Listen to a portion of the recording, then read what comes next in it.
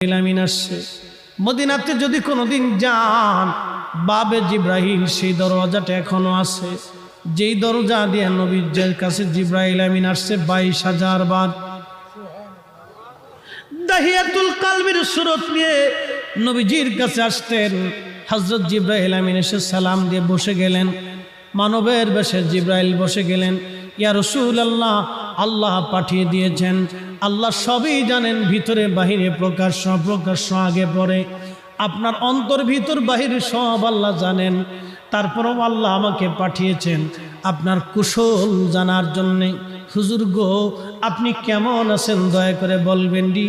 আল্লাহ নবী ডাক দিলেন, জিব্রাইল হে, আমি অসুস্থ আছি, আমার কাছে ভালো লাগে না। আল্লাহর জিব্রাইল চলে গেলেন।